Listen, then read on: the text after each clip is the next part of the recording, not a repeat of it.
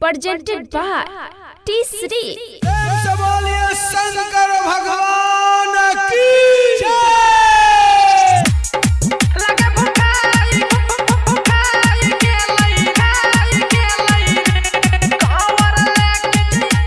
संगम recording studio चकरमनिया।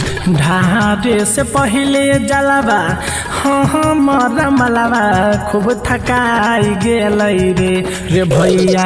ढारे से पहले जलावा हमारा मलावा खूब थकाई गेल रे। अब बोले छै जबा जबा खिसियाई के लगे भुखाई गेल रे। कांवर लेके जइलै देवा घर लगे भुखाई गेल रे।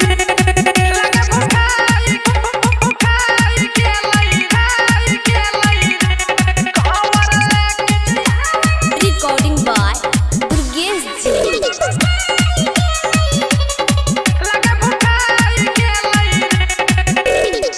देवघर नगरिया जइबै करे रहे हाला।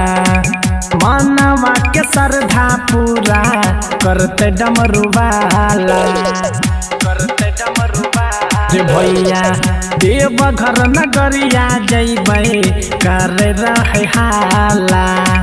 मानवा के श्रद्धा पूरा करते डमरुवाला। एकरे में बसल छालै हमारो परनवा मुँह सुखाई गेल रे भैया।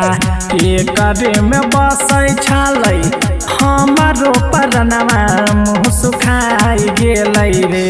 अब बोले छै जबा जबा खिसियाई के लगे भुखाई गेल रे। कांवर लेके जइलै देवा घर लगे भुखाई गेल रे।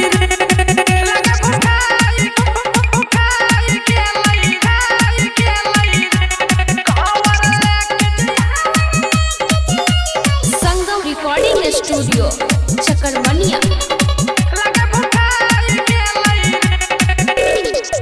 भूखले पियासल कैलकै सावन के सोमारी।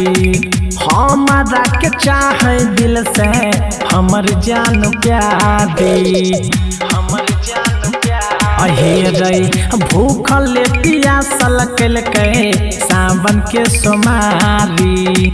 हमारा के चाहे दिल से हमर जान प्यारी। करन जोहार दुर्गेश साथ में रणधीर सब थकाई गेल रे भैया। करन जोहार संगम साथ में राके सब थकाई गेल रे। अब